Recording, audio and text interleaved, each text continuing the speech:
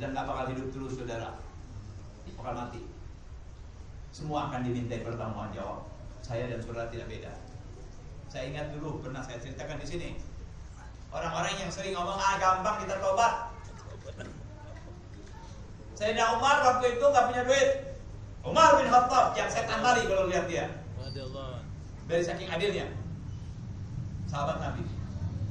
Anaknya perlu duit. Beliau lagi nggak punya duit. Siapa yang tidak tahu ketegaran dan kejujuran Umar bin Khattab? Mubasyirin bil jannah, sudah disebut belum masuk surga, disebut ahli surga. Belum masuk surga, Nabi bilang dia ada di ahli surga. Satu hari beliau tidak punya uang, anaknya minta uang. Bang, perlu duitnya. Ya sudah, kamu pergi ke pemegang keuangan dalam negara, minjam, besok Umar bayar. Memo nih, contoh memo. Ya, contoh memo. Sakti kan memo itu? Oh iya. Berangkat mereka bawa. Dari mana? Keluar. Siap. Lihat, tolong beri kira-kira biji ceria, kira-kira ya. Iya. Beri anak saya 50.000. Terjemahan bebas ya, kurang lebih gitu maknanya. Besok saya ganti. Yang menerima muridnya dia jujur juga sama. Beliau pemimpin orang jujur, yang dipimpinnya juga jujur. Ngaji dari beliau. Beliau ngaji dari mana? Dari Rasulullah SAW. Saya juga soalnya yang paling jujur manusia. Oh, jadi ibadahnya nanti. Tolong kasih tahu sama abang itu. Saya bisa memberikan ini uang. Apakah beliau jamin bisa hidup sampai besok? Tolong beri jawaban, saya kasih 50.000 ini. Pulang. Bah, pemegang uang dia kirim salam sama abah. Dia bilang, saya mau kasih bah, tapi abah bisa jamin bisa hidup sampai besok sehingga bayar ini uang. Nangis Umar bin Khattab. Menangis dia.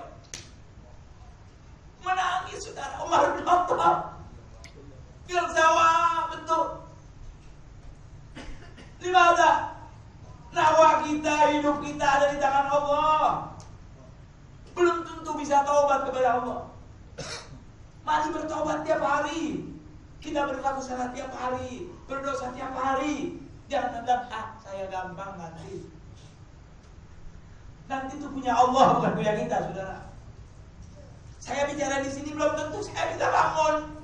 Kalau Allah menginginkan saya mati, belum akan mati saya, saudara. Jangan mengatakan, nanti saya tobat, saya mau terima uang, saya mau ngambil pimpinan kafir, saya mau ini, mau itu. Tidak, saudara. Nanti bukan punya kita, punya Allah. Kita tidak punya nanti, punya sekarang. Saya dan saudara tidak punya nanti, punya sekarang. Yang mau diambil begini, kata Nabi, saya sudah minum, bukan tidak mungkin gak masuk, keluar saudara, karena dicabut-cabutnya oleh Allah Subhanahu Wa Taala. Kenapa tidak kita berpikir? Semua bakal dimintai pertanggungan jawab oleh Allah. Paling tidak tunjukkan jalan kita sudah benar. Dalam mencari pemimpin, tunjuk kita orang Islam, orang mukmin, carilah pimpinan yang mukmin. Soal benar gak benar, tapi Allah nggak bilang. Yang penting kita ambil orang mukmin. Benar dan tidak benar nanti kembali kepada dia sendiri. Tapi kan kita punya orang, punya ulama yang akan mengingatkan, punya ulama yang akan menasihati, dan bisa diganti dengan orang-orang yang baik. Itu kenyataan hidup saudara-saudara yang tidak bisa kita pungkiri.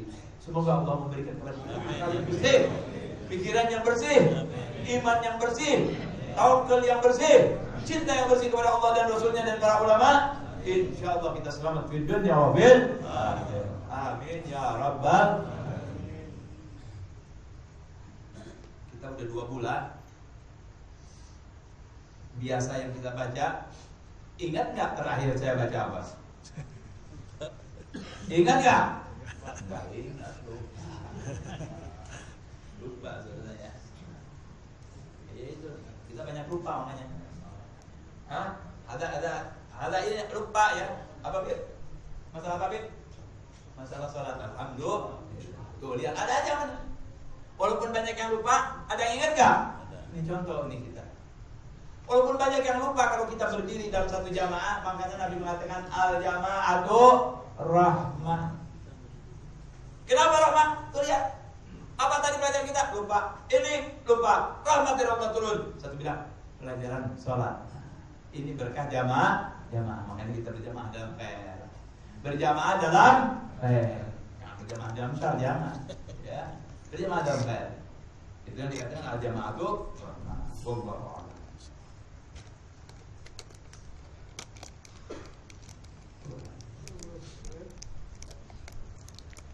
Kita waktu itu sudah bicara tentang sholat.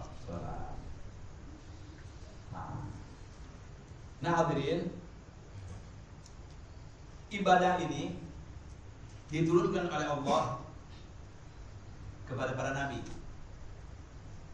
Bukankah Allah berfirman dalam Al-Quran, "Wa ma khalaqtul jinna wal insa illa liya'budun." Fungsi kita tuh di dunia. Kalau kita di dunia cuma beribadah kepada Allah, mengabdi kepada Allah. Lah mengabdi kepada Allah kan ada caranya. Mau ala kaifah.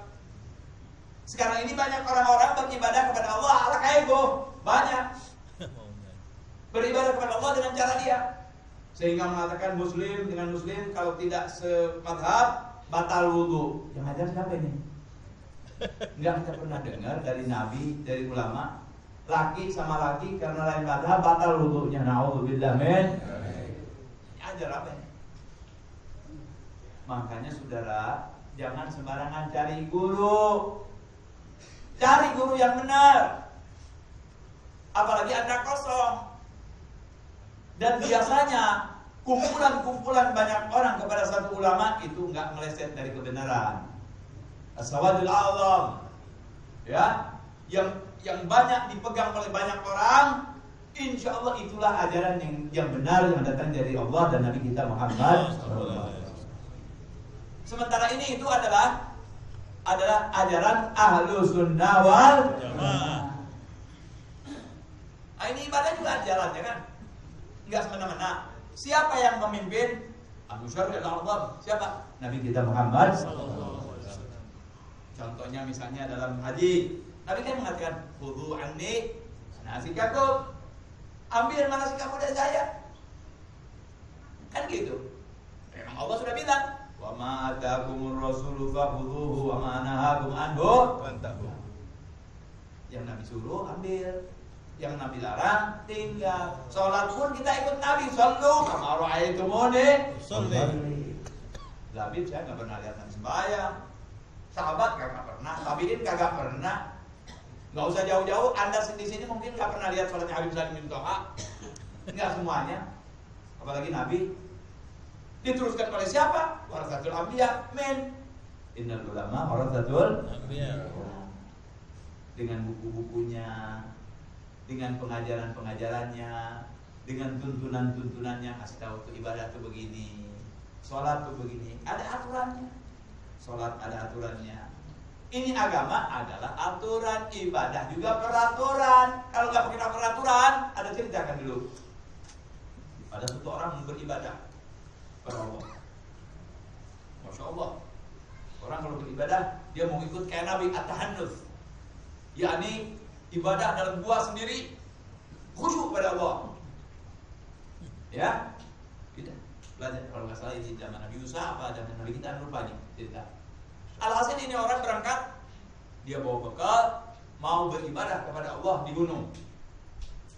Dia bawa hemar, dia bawa keledai perempuan, bawa. Sudah ibadahnya, 1 hari, 2 hari, 3 hari, 10 hari, syahwatnya naik. Perempuan gak ada, keledainya disikat, saudara-saudara. Padahal dia ibadah. Benar gak ibadahnya? Salah. Benar gak ibadahnya?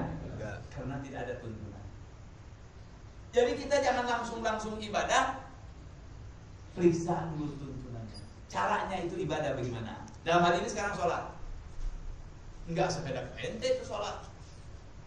Bib, saya tahu bahwasanya sholat itu diperintahkan oleh Allah sehari semalam, zuhur, asar, maghrib, isya, subuh, dan ada sunnah-sunnahnya. Bahkan Nabi mengatakan kalau ingin bersama aku di surga, perbanyaklah sembahyang, suruh sujud. Jadi saya Walaupun mungkin orang lain tidak melaksanakan, saya akan melaksanakan karena ini ada dalam Al-Quran. Sholat disuruh, Nabi juga menyuruh banyak sholat. Saya nggak mau sembahyang zuhur 4 rakaat. Terus saya mau sembahyang zuhur 6 rakaat. Lalu kenapa? Kan Nabi nyuruh kita sembahyang. Jadi sholat zuhur 6 rakaat, benar? Enggak. Salah. Kepalanya dia karena dia tidak ngerti, dia begitu mestinya. Kan tidak. Kita disuruh sholat zuhur sekali 4 rakaat. Dari mana? Dari Nabi. Asar 4 rakaat dari Nabi. Maghrib 3 rakaat, Isya 4 dan subuh 2 itu sudah tiba, tidak bisa ditawar. Baku. Dari siapa? Dari Rasulullah SAW. Tinggal nanti dalam pengamalannya antara satu dan yang lainnya berbeda. Yang ini khusyuknya lain, yang ini banyak laksanakan sunnahnya, yang ini hati-hati wajibnya dan segalanya dan jamaah dan seterusnya. Jadi ibadah pun memerlukan tuntunan dari seorang guru yang benar. Hati-hati cari guru. Sekarang banyak guru yang ikut bagaimana arah angin. Tuan guru, saya ini bergaul dengan orang-orang konglomerat. Jadi kapan-kapan saya alhamdulillah kalau sholat saya bisa guru. Puasa juga saya bisa. Cuma kadang-kadang saya harus ikut pesta. Dan di pesta itu diberikan kepada kita minuman. Kata gurunya minuman apa? Minuman keras guru. Batu, bukan guru, bukan batu. Gurunya nggak pernah tahu minuman keras, kira minuman keras kayak batu. Bukan guru. Minuman keras itu kalau diminum memabukkan. Oh ini tidak bisa. Diharamkan, kullu muskirin haram, kata gurunya. Setiap yang memabukkan itu haram. Bentuknya apapun, banyak sedikit, haram. Ya kan? Guru. Tolonglah guru. Guru lagi ada perbuatan dosa ya? Iya. Biayanya berapa guru? Ini perbuatan dosa kurang lebih memerlukan 1 miliar. Saya murid dulu. Gak usah mikir guru. Saya katanya guru cari satu dalil yang kalau saya minum setengah cangkir aja nggak apa-apa. Soal 1,5 miliar saya nanggung. Di guru begitu dengar 1,5 miliar, 200.000 belum pernah lihat. 1,5 miliar, 200.000 belum pernah lihat. Tadi bilang minuman keras, dibilang batu. Belum pernah tahu. 1,5 miliar kayak apa? Bisa lapangan kapal udara kayak begitu. Bagaimana? Saya kepengen ada dalil kalau minum itu kalau setengah cangkir aja nggak apa-apa. Dan saya juga akan bertobat kepada Allah SWT. Nanti balik lagi besok kemari. Pulang ke rumahnya dicari-cari, nggak ada dalilnya. Gimana? Jadi kalau nggak 1,5 miliar hilang. Besok Pak datang di perjanjian. Besok datang. Assalamualaikum guru. Bagaimana? Udah ada dalil. Ada dalil. Bagaimana guru? Kamu boleh minum minuman keras, tapi jangan di gelas. Pilih dari cangkirnya yang warna biru dan setengah cangkir saja. Itu tidak apa-apa. Dapat jalan deh. Gara-gara apa? 1,5 miliar. Islam tidak kenal itu. A di atas, A di tengah, A di bawah tidak pernah akan berubah. Itulah ajaran Nabi kita Muhammad SAW. Hidup mulia atau mati syahid, kan begitu? Ya. Hidup mulia atau mati syahid, nggak ada perbedaan. Nah, sekarang kan ada guru-guru yang lain. Nggak boleh nih, kita harus pemimpin yang Islam.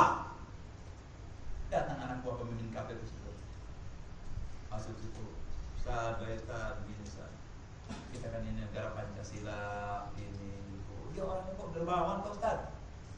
Ini saya kemarin nih Ustaz. Baru kemarin nih, belum dia kemarin, dia mau kemarin Ustaz. Oh jangan kau kemari. Dia belum kemarin Ustaz. Dia sekarang yang kemarin ini aja nih. Itu apa tuh? Amplop Ustaz. Amplop. Oh iya. Begitu amplop ya. Oh iya baik. senyumnya lain. Tadinya duduknya jauh, begitu lihat amplop, berapa isinya tuh? Sedikit Ustaz. Berapa? Cuma 300 juta. 300 juta. Sedikit 300 juta. Banyak. Ya. Balik. Nanti biar datang ya, Bapak biar datang kemari ya. Saya kasih berkah nanti, saya kasih jimat nanti. Tai. Begitu kena Sudirman, tai. Jadi imannya iman Sudirman. Na'udzubillah men. Lihat dong anak buahnya Sayyidina Umar. Ya, radhiyallahu anhu. Oh ini saya fanatik sama Sayyidina Umar. Sahabat tuh semuanya hebat. Sayyidina Ali hebat. Menjadi kita lagi. Menjadi saya Sayyidina Ali. Ya. Ini menunjukkan cinta saya kepada injil saya. Injil saya nggak usah dihebat-hebatkan, udah hebat. Ya kalau ada yang ngomong, kok ngomongnya Sayyidina Umar saja, ya? Kenapa tidak ngomong Sayyidina Ali? Kan ente nggak usah Sayyidina Ali, nggak usah diomongin, malaikat tahu semua. Ente nggak perlu dipuji mana, ya? Kita punya jin, nggak usah dipuji lagi, udah ketahuan semuanya. Nanti hilang semua. Kalau jin kita banyak dipuji, yang lain hilang. Kesian. Biarin kita ngalah, abain. Selalu ngalah, Nabi selalu ngalah. Saudara-saudara diusir ngalah, diembargo ngalah. Mana tuh lagi? Mesti jin kan nggak usah, biarin. Nggak ada yang ngomongin jin kita, nggak apa-apa. Yang penting Allah dan Nabi tahu siapa jin kita. Betul? Betul. Udah. Sekarang saya ngomong Sayyidina Umar. Kalau saya ngomong Sayyidina Umar bukan nggak cinta manjitnya, ngaco. Iya kan? Masa darah daging sendirinya tidak dicinta? Cinta. Tapi saya nggak perlu ngomong saya Syiah, enggak. Saya Ahlus Sunnah wal Jamaah. Saya cinta kepada Sayyidina Ali. Saya cinta kepada Fatimah Zahra. Saya cinta kepada Hasan dan Husain. Saya cinta kepada semuanya. Mereka orang hebat, nggak usah ente hebatin lagi. Mau ditutup juga munggul kayak bola dia. Kalau terus disebut-sebut yang lain habis, kasihan. Sebut yang lain. Saya menyebut yang lain sekarang. Sayyidina Umar. Di zaman Sayyidina Umar, 10 orang Islam tertawan di dalam satu peperangan sama orang Roma. 1 dari 10 itu orang pintar. Dan riwayat nih, Imam Mughal-Yubi mengatakan. Terus ketawanan mereka. Akhirnya pengawalnya melapor sama Raja. Tuan Raja, 10 tawanan kita orang Islam, 1 istimewa itu orang yang hebat.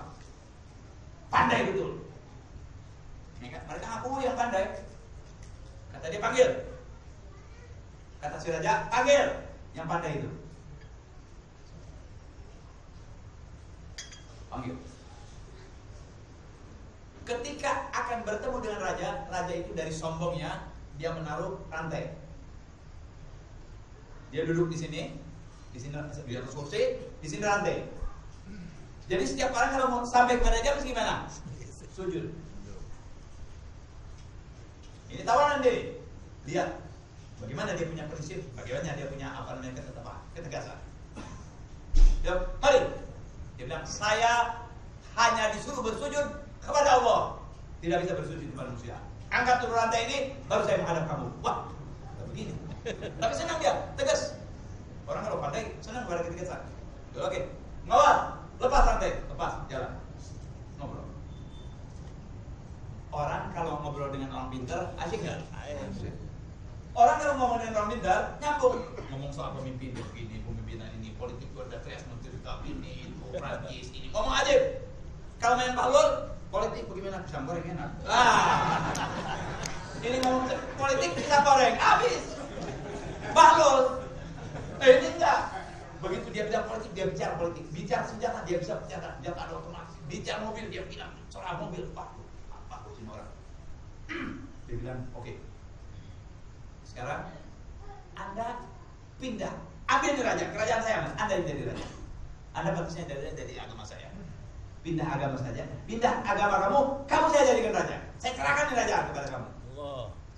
Bayangin saudara, bukan 1 miliar, bukan 200 juta. Bukan sebidang tanah nih. 700.000. Hah? Kerajaan.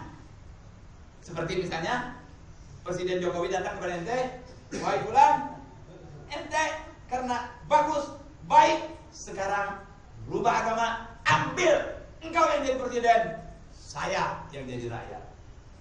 Yang penting, pilih saya, kau yang jadi presiden, saya jadi rakyat. Kira-kira gimana tuh? Kalau orang biasa, waduh, jadi presiden. Ini dia bilang, oh, dia bilang berapa kekayaan Roma? 3/4 dunia, dia bertanya. 1/4 dunia, setengah dunia, 3/4 dunia kekayaan Roma? Dia jawab, Tuhan, kalau Tuhan tadi mengatakan, Tuhan Raja mengatakan saya untuk berubah agama, saya tidak jual agama saya dengan adan saja. Roma ini semua dikasih kepada saya tidak mau. Syuk jawabnya.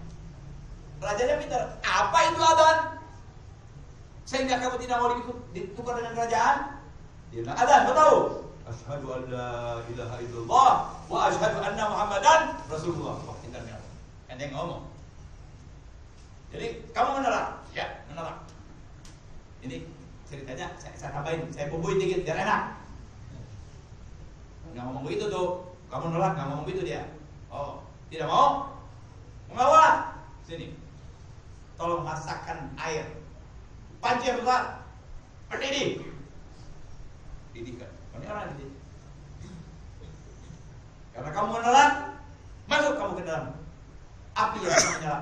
Apa namanya? Air yang sedang mendidih. Enggak tahu. Tegas ya tahu Allah. Allah akan menolong orang yang benar. Turun.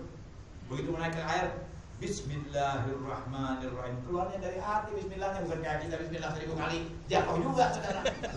Ini Bismillahnya Bismillah kate pas. Bismillahnya Bismillah benar. Bukan Bismillahirrahmanirrahim di sini, Bismillah di isim Ahok di sana, bukan. Bismillahnya benar, Bismillah Allah. Bismillahirrahmanirrahim. Masuk ke air, jalan di air, pindah ke sebelah sana tanpa terbakar. Heran, waduh, nggak kebakar. Hebat nih orang. Tapi dia nggak mengalah. Dia bilang pengawal, bawa ke penjara. Taruh di penjara yang sempit. Jangan ada kamar mandi, jangan ada air, jangan ada apa-apa dan gelap. Taruh dia di sana. Siapa yang mulia? Bawa. Si raja dari jahatnya kasih dia tiap pagi 1 botol minuman keras, 1/2 kilo daging babi. Kasih tiap pagi buat minuman keras, daging babi, minuman keras sampai 40 hari. Enggak mati-mati sudah. Ya. Siapa yang nolong Allah, Allah sama dia. In tansurullah yansurkum. Pasti itu. Allah sama dia. 40 hari. Penasaran kerja. Coba dia keluar, kok nggak mati-mati nih orang? Keluar. Sehat, segar bugar. Dia bilang, Tuhan, saya mengerti Islam. Di dalam Islam, dalam keadaan darurat, dalam keadaan terpaksa, engkau boleh minum minuman keras, engkau boleh makan babi. Benar. Bahkan kalau kita jatuh dari kapal udara, nggak ada yang bisa dimakan kecuali manusia, boleh makan daging manusia untuk supaya tidak mati saja. Kenapa kamu tidak makan? 40 hari. Tawa. Lu mau ngelecehin gue ya? Jadi ingat pasal minggu dia. Ini muridnya si Omar nih. Kamu berbicara begitu mau ngajarin saya?